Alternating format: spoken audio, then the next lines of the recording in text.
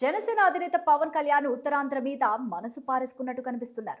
Janasena party అధినేతగా ఎన్నికల్లో గెలవక ముందు, ఎన్నికల్లో గెలిచాక డిప్యూటీ సీఎం హోదాలో ఆయన పిఠాపురం నియోజకవర్గం తరువాత ఎక్కువగా ఉత్తరాంధ్రలోనే పర్యటనలు చేపడుతున్నారు. పవన్ కళ్యాణ్ పర్యటనలతోనే సరిపెట్టలేదు. సొంత అన్న నాగబాబును ఉత్తరాంధ్ర ఇన్ఛార్జిగా నియమించారు. ఉత్తరాంధ్ర ఏజెన్సీ ప్రాంతాల్లో రోడ్లు, త్రాగునీరు సమస్యలు తెర మీదకి తీసుకొచ్చి పరిష్కరిస్తున్నారు.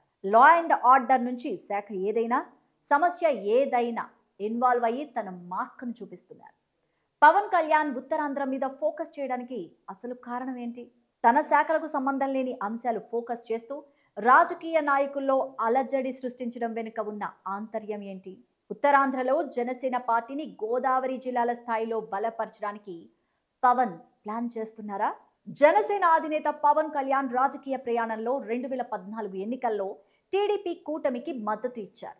ఆ ఎన్నికల్లో టీడీపీ ఘన విజయం సాధించి ప్రభుత్వాన్ని ఏర్పాటు చేయగా, మధ్యలోనే టీడీపీ కూటమి రామ్ రామ్ చెప్పిన పవన్ కళ్యాణ్ 2019 ఎన్నికల్లో సింగిల్ గా పోటీ చేయడానికి నిర్ణయించుకొని ఉత్తరాంధ్రను ఎంచుకున్నారు. విశాఖ జిల్లా గాజువాక నుంచి బరిలోకి దిగిన పవన్ కళ్యాణ్ ఓటమి చెందినా కూడా ఎక్కడా నిరుత్సాహపడకుండా పడి లేచిన కెరటంలా మళ్ళీ తన పవర్ ఏంటో చూపించాలని విశాఖ కేంద్రంగానే భారీ ర్యాలీ చేపట్టి జనసేన పార్టీ కార్యకర్తల్లో ఉత్సాహంతో పాటు నమ్మకాన్ని నింపారు.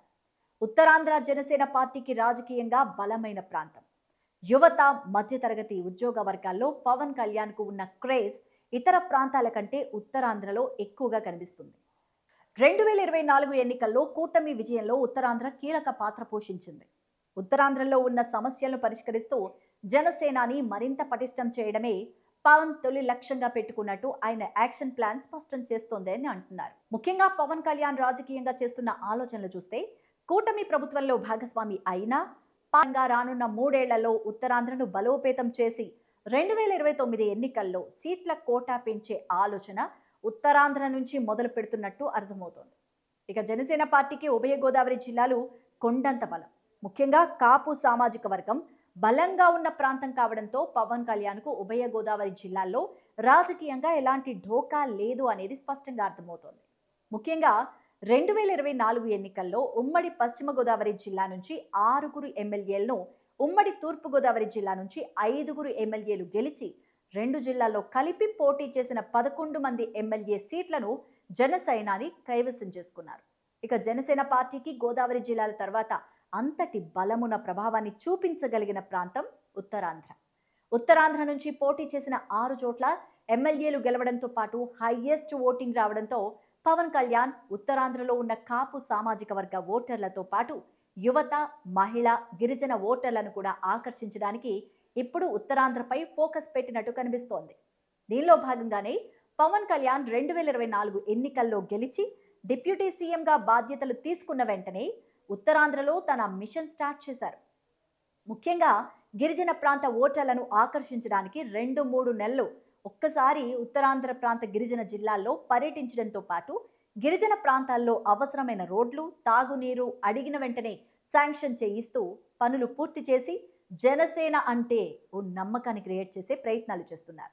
దీంతో పాటు పవన్ కళ్యాణ్ తన అన్న నాగబాబును ఎమ్మెల్సీ పదవి ఇవ్వడమే కాకుండా అత్యంత కీలకమైన ఉత్తరాంధ్రకు ఆయన్ని పార్టీ ఇన్ఛార్జిగా చేయడంతో జనసేన పార్టీ ఉత్తరాంధ్రకు పవన్ కళ్యాణ్ కుటుంబం నుంచి ఎంతో ప్రాధాన్యత ఇస్తుందో అర్థమవుతోంది.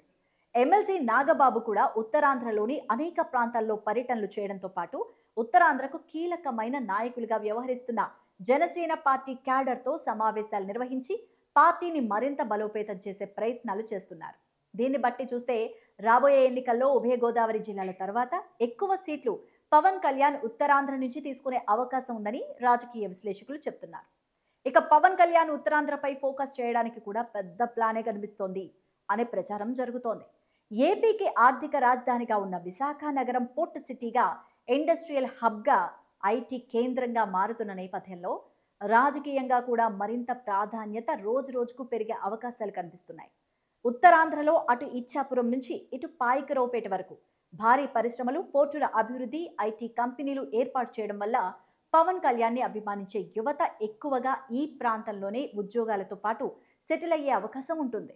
అది దృష్టిలో పెట్టుకుని పవన్ కళ్యాణ్ ఉత్తరాంధ్రపై పొలిటికల్ ఫోకస్ పెడుతున్నారని తెలుస్తోంది. ఇక విశాఖ నగరాన్ని పవన్ కళ్యాణ్ రాజకీయ పవర్ సెంటర్గా మార్చుకోవాలన్న వ్యూహంతోనే కీలకమైన జనసేన పార్టీ సమావేశాలను విశాఖ నగరంలో నిర్వహించడంతో పాటు ఉత్తరాంధ్ర జిల్లాలైన పార్వతీపురం, మన్యం, అల్లూరి సీతారామరాజు జిల్లాల్లో ఎక్కువగా ఫోకస్ పెడుతూ ఉండడంతో పవన్ కళ్యాణ్ తన రాజకీయ మార్కును చూపించే ప్రయత్నాలు చేస్తున్నారని రాజకీయ విశ్లేషకులు అంటున్నమాట. మొత్తంగా చూసుకుంటే ఉత్తరాంధ్రపై పవన్ కళ్యాణ్ ఫోకస్ భావోద్వేగం మాత్రమే కాదు, ఇది స్పష్టమైన రాజకీయ వ్యూహం అంటున్నారు. పాలన ప్లస్ రాజకీయ లెక్కలు కలిపిన పవన్ స్ట్రాటజీ ఎంతవరకు ఫలిస్తుందో రాబోయే రోజుల్లో వేచి చూడాలి.